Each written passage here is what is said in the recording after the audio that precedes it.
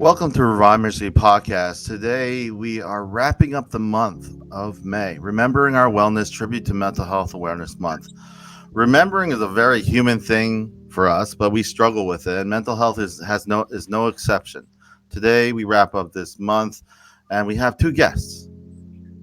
One has been here before. His name is Joel Klimkewicz, but also now we have a new guest named Cameron. Thank you so much for joining us, and continuing the discussion. It's never easy to talk about these stuff, so I appreciate each one of you. Before I begin, I always have a disclaimer for those out in the United States. The 1-800-273-8255 is the National Suicide Prevention Lifeline. I encourage all those listening around the world to find what available resources, because resources are different for each individual.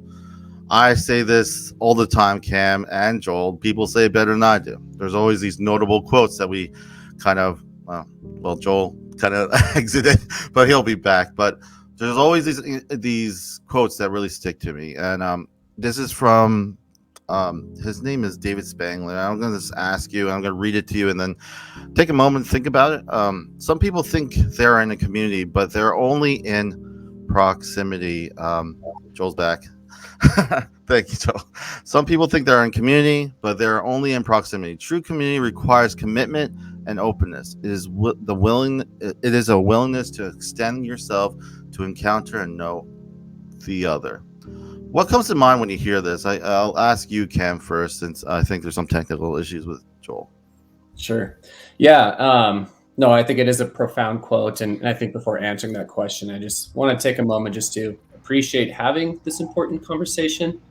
We talk about mental health a lot, at least on a surface level, but to really get into the weeds with it is, I think, something that we could improve on, which actually tangents well. Sorry, guys. Like, for some reason, what's coming through for me is like. That's my stomach, Joe. Is it better now, or is it still no? No, I don't know. Okay, well, I'll at the same time we'll continue. Yeah. Go ahead. Sorry. Yeah, and I think that actually segues nicely into this quote about community, where, in a community we are, at least on a surface level, aware of some of the issues that we deal with, and issues can be anything from political to social or religious, whatever it is. And we're aware of that. However, like you mentioned, we're aware of proximity, but to actually be part of the community, it almost implies a more intimate understanding of each other. Be able to be committed and open with each other and have important conversations is what creates, a community. It's one thing to be around people. It's another thing to be alone around other people. And so to be, in a group of people where there is an openness and understanding, it hits different. Yeah, and you could be around a lot of people and still feel entirely by yourself. We're gonna bring Joel back. Can you hear us now? Yeah, I'm good now. I don't know what it was, but I was hearing rah. Speaking of proximity, I was like, I felt so distant from you guys. How ironic is it? We're talking about proximity, and yet we're all in different places. Yeah. So, what do you take from this quote, Joel? Cam kind of shared his bit, but yeah. So, I think it's a very prudent quote that, thinking that you're actually part of a community, and you're really only in proximity, might seem a little bit, I don't know, erudite for people to read that quote and think, wow, what does that actually mean? Just to break it down pretty simple, at least from what I see, is that sometimes people think that they're close to others when actually they're very far away. They're not. Maybe they're only showing themselves in a one-dimensional kind of setting, or they're only letting people see a part of them that they would want the world to see. I know I've done that many times in my life, that I'm not really my true self in a community, where I have a certain projection of who I would want my community, or whatever community, whether it's work or my faith group, or even my own family. That I can keep myself distant from them and not really be as intimate or engaged as I could be, because I'm just afraid to let people in, right? Yeah. And I think that's kind of what I see in that quote. Yeah, and I feel there's a difference between a house and a home, right? Mm-hmm. We're talking about proximity, talking about community, talking about that's an environment. So if there's you go to a house, it's just a physical place. A home is people, the people that you connect with. So I feel like when I hear this quote, it means many different things, just like both of you have said. There's this one word. My wife has a book. It's untranslatable words, of course. She loves languages. It's from Welsh. It says harath. It says a homesickness of somewhere you cannot return to, the nostalgia and grief for the lost place of your past, places that never were. Sometimes we look at our past and we're kind of stuck on this reality that's not really true in a sense, and sometimes that can be the hindrance of us communicating or even providing ourselves space or boundaries within our community. So I think sometimes when we look at these kind of ideas of how we perceive our community, sometimes it could be a skewed view of how we saw ourselves or how we saw the past and how we move forward. I want to ask you, I know a lot of difficult things, especially, coming, COVID, and then now everything that's going on. Why is it important? People could say, well, there's so much other things that are important. Why is it important for us today to remember our mental health? I'll go with Joel first and then Cam after. Well, I think all of us have some level of issue when it comes to mental health and resiliency, at least, and dealing with the stressors of life and just the vicissitudes of life. And some people I think at a young age are given some tools that others are not given, and yet everything that has to do with our wellness, our overall mental health, it's like exercise. When your physical exercise, if you run every other day, you're going to reap the benefits from that. Well, the same thing with the way you treat your brain, right? The way you treat your mind.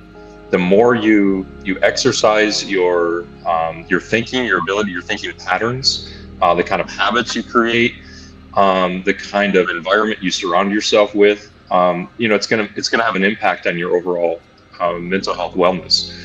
And some of us are just not good at creating a pattern or creating habits that are healthy.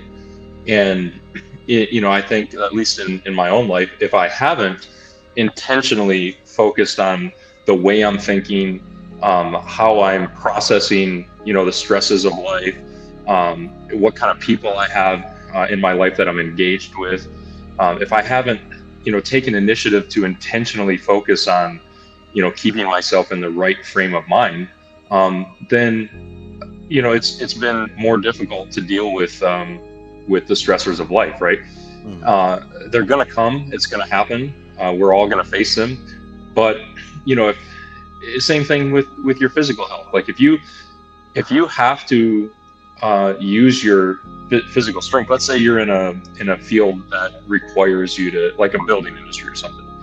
Well, if you're lifting and framing and doing all kinds of things as a builder every single day, then you're going to be set up for success in your job, right? You're going to be able to, hang with your crew or whatever, you're going to be able to kind of, do well at that job.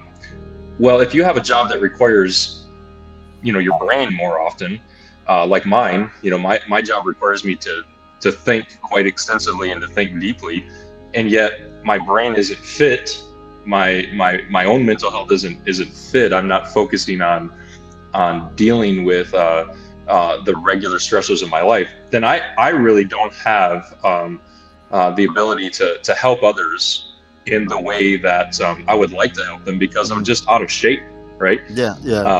And so I think intentionally focusing on our mental health, at least in our field, at least in my field, is only going to benefit my the people that I'm in proximity with, we in my community. It's only going to benefit myself. It's going to benefit my family. But if I'm not out of shape, then my relationships are going to suffer. My work is going to suffer.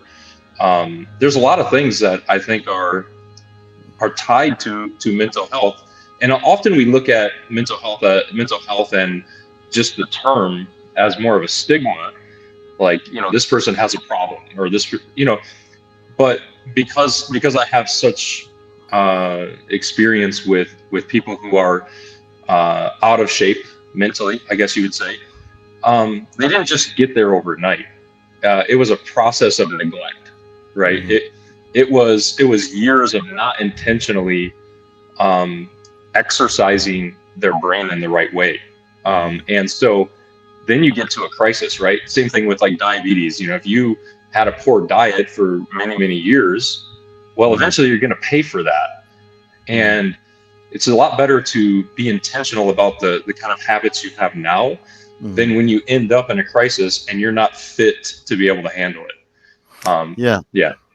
I like how a lot of times we think of, physical fitness, you can kind of see.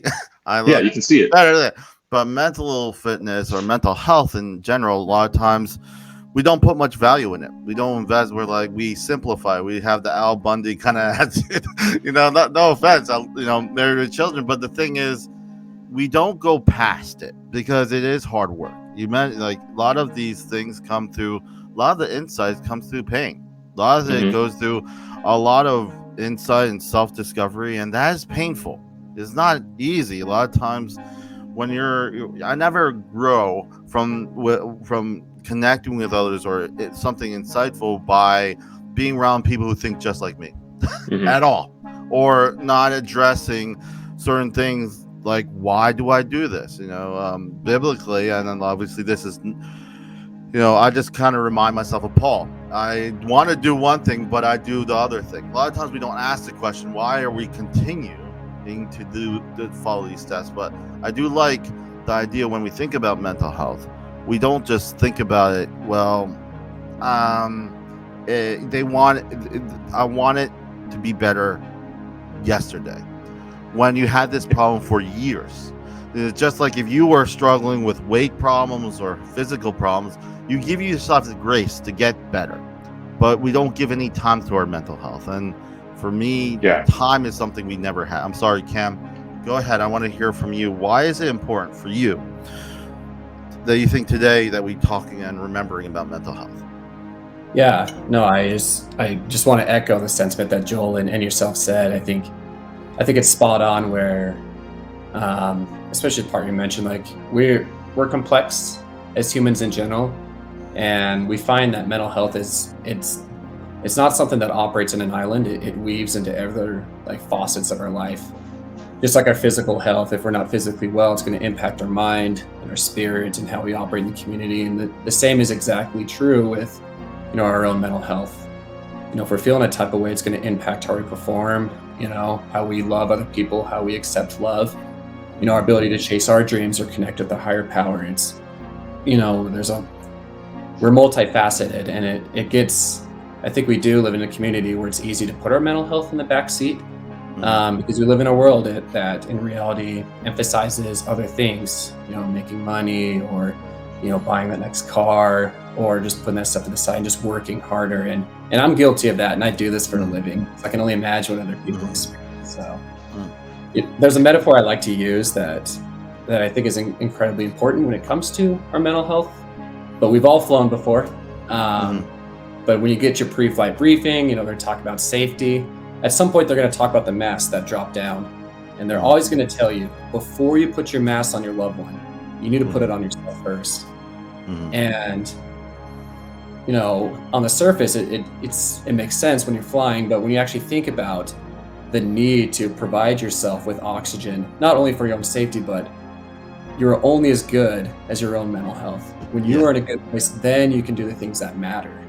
Yeah. And I think a lot of us, especially in our field where we are in the business and, really it's within our values to care for other people. It's so easy to mask other people. But then we find over time that we slowly atrophy. And I think that's why it's important to be conscious of our mental health, to slow down and reflect and ask ourselves, do I feel like I'm in tune with the things that I care about?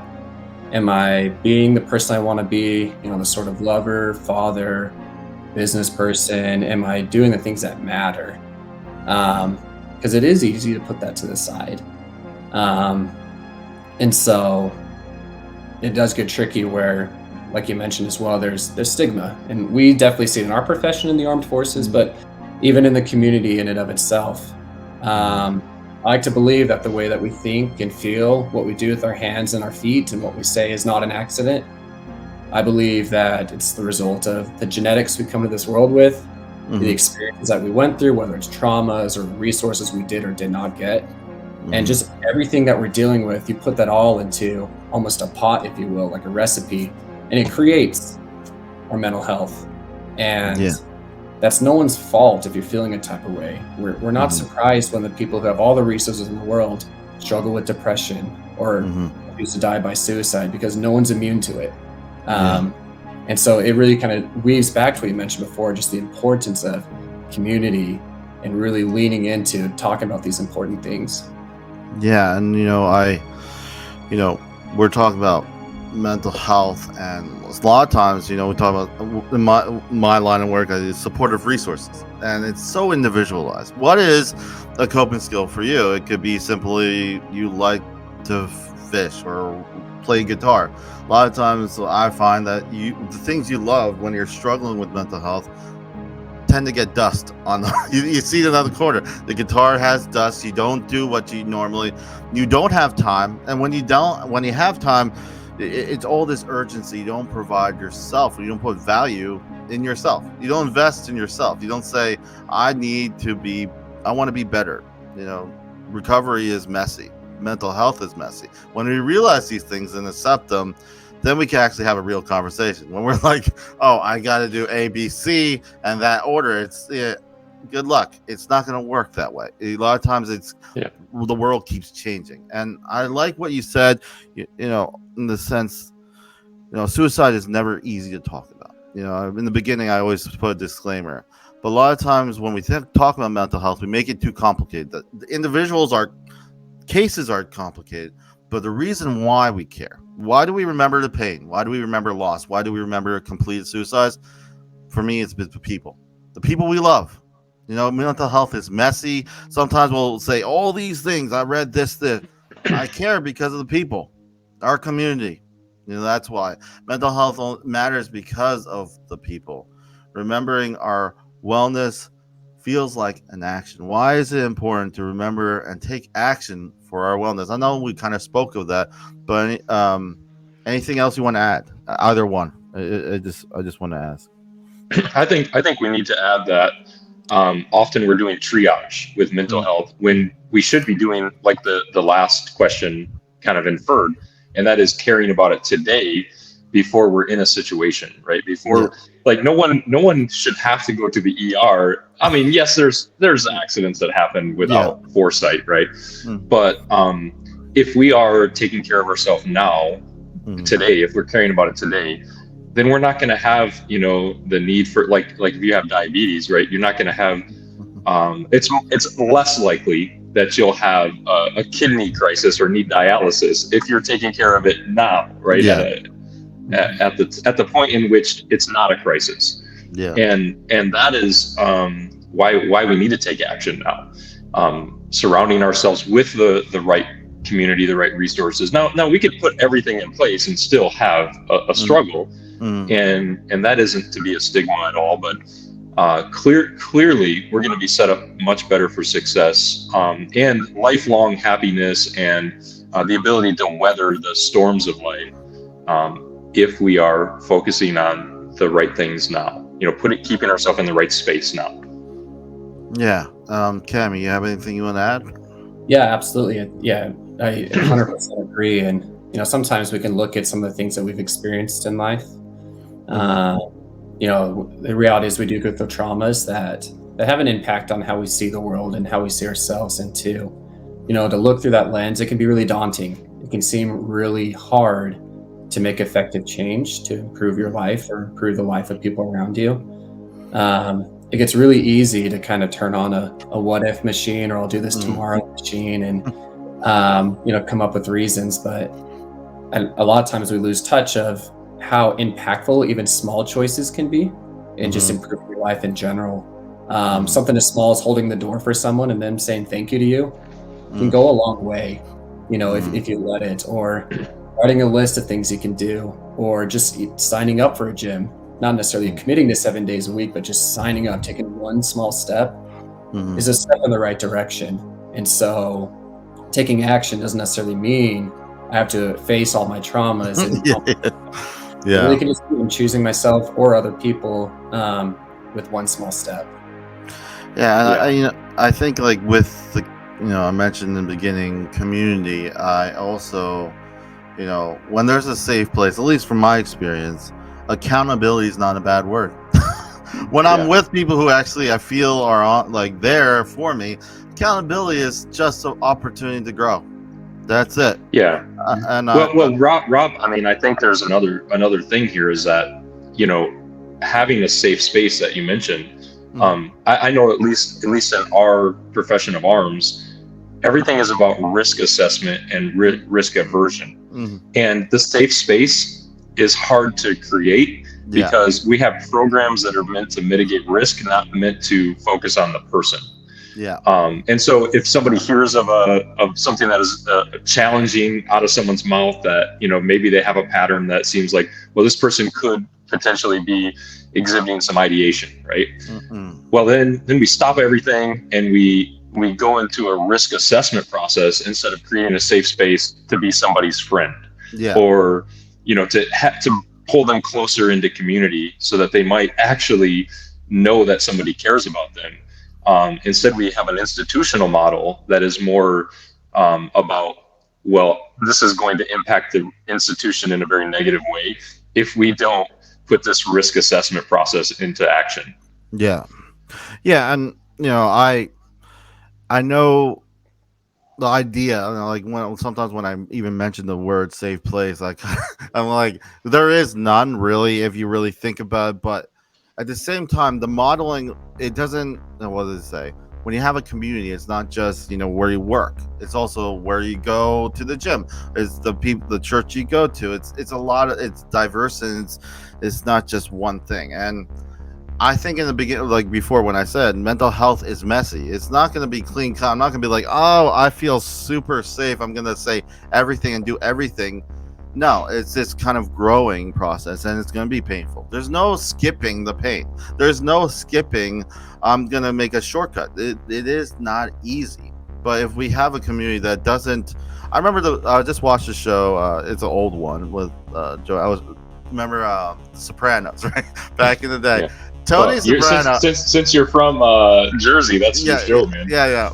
Tony Soprano. I remember he was Jackie just died. It was the guy up, the top boss above him, and he was going to see a therapist like you, and he was hiding to go there because he didn't want to be seen because that was showing that his weakness. And it's funny that was just I was watching it. I was like, he made it more obstacles just so he would save face. And I think that in essence, obviously the ideal of having that safe place looks different for everyone, but I think really just having the opportunity to say, I'm not okay, I need help.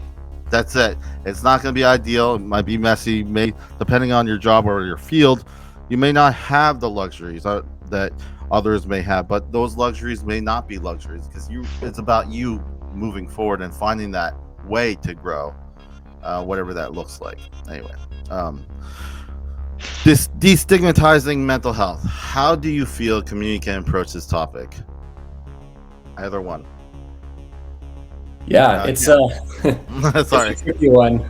So I feel like this is a conversation point that comes up, for years and years and years, especially in our profession. And what's interesting is that like the strategies we come up with to avoid like the discomfort, the stigma, I don't want to be seen a type of way as weak or what have you. It's interesting because our strategies are counterintuitive to what we actually want. We don't want to be seen a type of way by our community. We don't want to be seen as weak or human or what have you.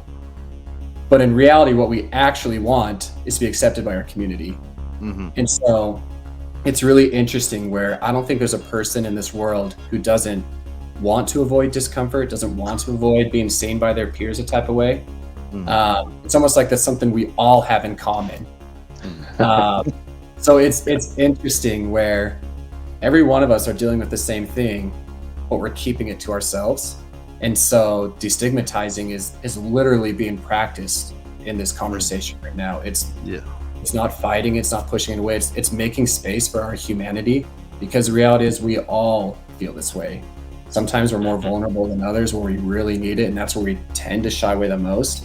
But we all get to a point where it's like, I just need a connection. And I don't think there's been a time in history, going back to our earliest ancestors, where we couldn't do something without our community. And so I think that's ingrained in us, and it's wildly important. So leaning into it like you're doing right now in this conversation is the best way to go about doing it. How about you, Joel? Anything you want to add? I think he's spot on. It is counterintuitive because, and I think our risk aversion is part of that too. Not just we don't want to be seen a certain way. Of course, like up to the high in the Army. Up into the highest echelons of leadership. I think more recently there has been an openness to using behavioral health resources, and especially since Iraq and Afghanistan. I know of several senior leaders who will call a young soldier into their office and just say, "Hey, I go to behavioral health, and you just shouldn't be afraid to do that." but yet there's still people who see it as a weakness, and many people see it as a weakness. In fact, something as simple as going to talk to the chaplain is perceived as a weakness, right? And so I literally have to tell people in a formation many times that if you're discouraging anyone from using one of our resources that are here, then you're essentially just exercising poor leadership. And so we need people at every level of life, not just in the Army, but in the civilian world as well, to be an advocate for the resources that are available. And there's no other way to advocate for them than if you're using them yourself. Mm-hmm. So, how about this? Like, so if I break my leg and I have to go to the emergency room, no one is going to stigmatize me. No one is going to say, "You better not go to the ER. You better not, you better just leave that leg and let it fester and get infected and, die from gangrene or sepsis." No one's going to say that to me. So why do we do that with mental health?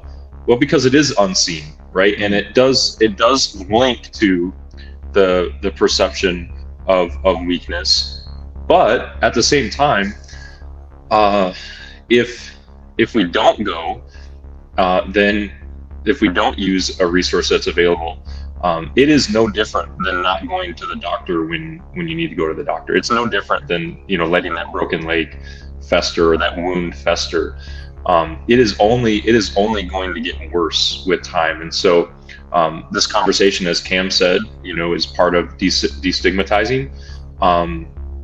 However, I think you can't just have people who are linked to the mental health profession being the advocate for destigmatization. We need people who are literally in every level and every walk of life to change their approach and their way of communicating about mental health.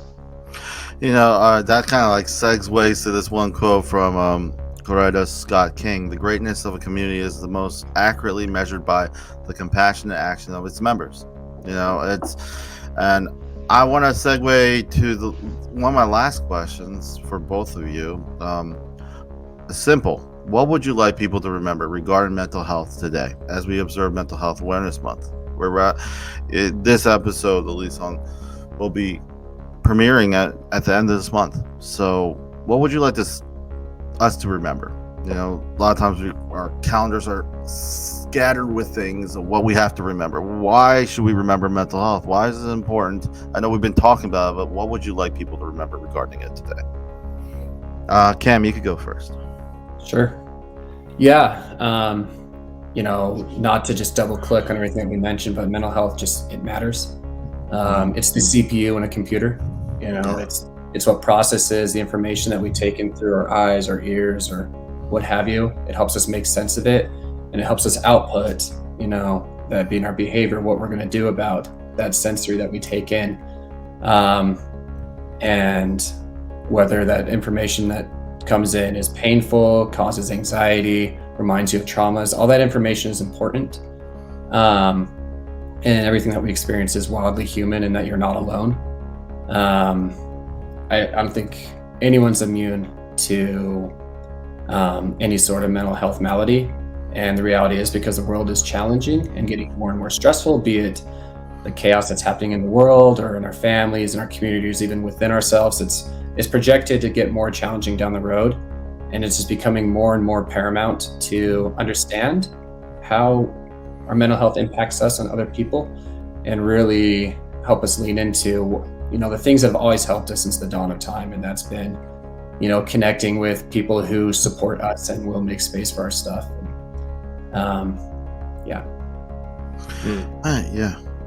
Joel? Yeah, I mean, I'd echo the same sentiment and just kind of nuance it with stories matter, because that's really where communication happens in a community. And so I think people matter, of course.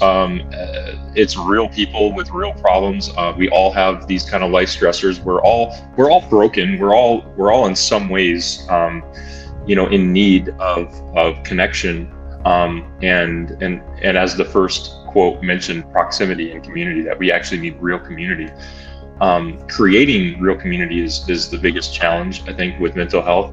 There's a lot of attempts at doing it, but very few success stories. One of the biggest challenges is, as the world does get more complex, especially with social media and COVID and things we've had to deal with, we have lost the ability to tell our stories. Mm-hmm. So we can hear a lot of stories, and we can, we experience them through distance, through watching a YouTube video or, hearing somebody's, podcast like this or whatever.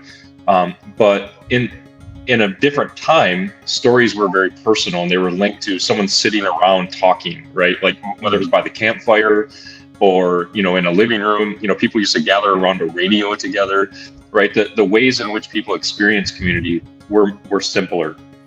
And, recapturing some of that, I think, could be helpful. I think we have seen an increase in mental health resiliency issues, like people who are just not as resilient anymore. And I think some of it is very linked to not having the stories and experiences like the people of the past shared with their loved ones, with their families, with their communities, the kind of trips they took together. Imagine like what it was like to take a trip from the East Coast to the West Coast in the 1950s, right? That was like a week-long process, and families were stuck in a car together and had nothing to do but, communicate with each other, and for good or for ill, right? You think of kids fighting in the back seat. So some of that stuff actually creates a resiliency and a connection that is lifelong, and a bond that is lifelong, a camaraderie that, we're lacking today. So I think we need to challenge ourselves to go back to some of that, to recapture some of that real intimate community. And so remembering mental health awareness month is part of that. And we can set aside a time and we could say, hey, we're going to focus on this. But it's like Christmas, right? Like Christmas is this great time of year. Everyone starts celebrating Christmas, but remembering what the meaning of those things are all year is probably a little bit more important. Or like your anniversary, you celebrate your anniversary once a year. Or is that really enough? I mean, shouldn't we focus more on each other more often? Why? Because people matter.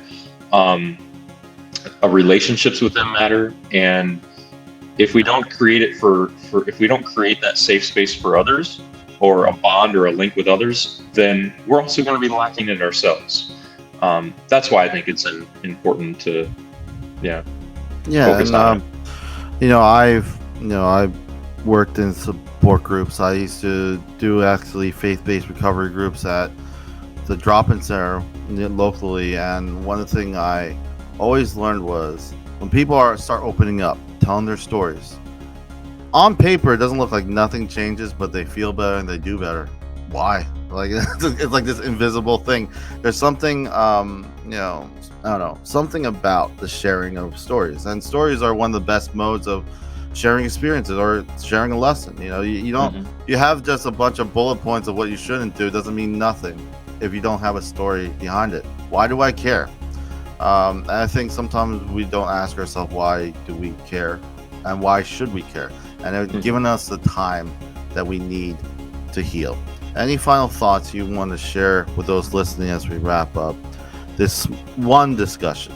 But I'm hoping there'll be continued discussions about this and much more.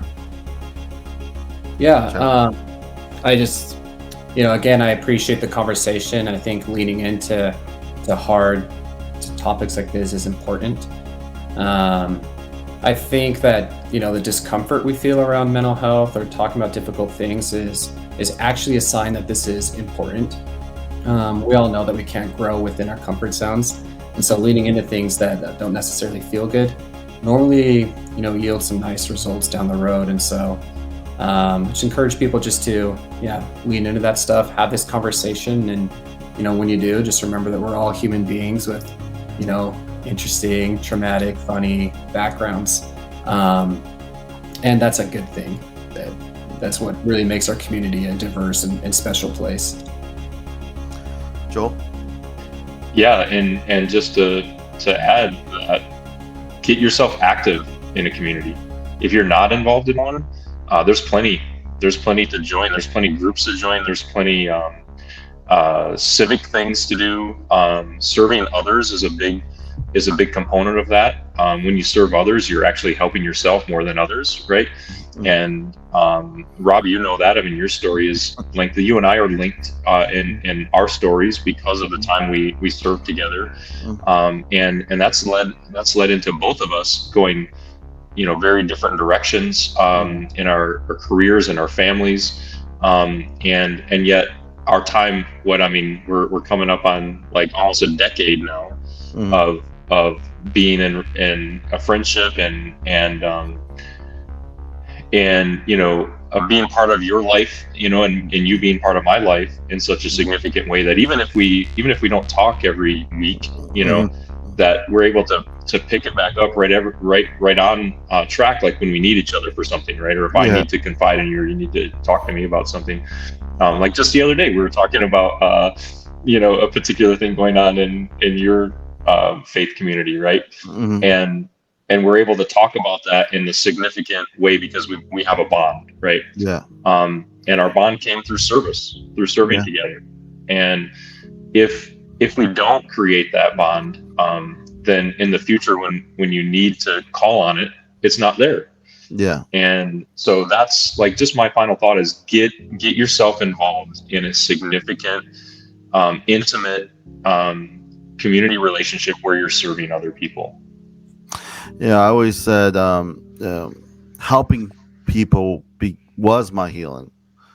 Serving people was my recovery when I was, and that was segueing to just, helping people is something that you can learn like a lot about yourself, but also it can provide you insight about yourself. Don't run away from your problems. I know that's easy to say, but also give yourself time to breathe. This stuff takes time. It's messy, but there's help out there. So find it. Like we said before, if you are feeling in the U.S. and you're feeling like you want to harm yourself, it's 1-800-273-8255. Wherever you are around the world, I encourage you to find what resources there are. Value is a lot of times nowadays not valued, but you are, not because of what you have or what title you have, because who you are. And I really appreciate both of you joining in on this discussion today. And for your service, of course. I was a Air Force. But anyway, thank you again. I just want to share with those watching. Remember to stay updated with all things Revive Ministries with various platforms. ReviveMinistriesFL.com is our website. This is goodbye from Revive Ministries. Leaving you with this last quote. It's from Oscar Wilde. It says, "The smallest act of kindness is worth more than the grandest intention."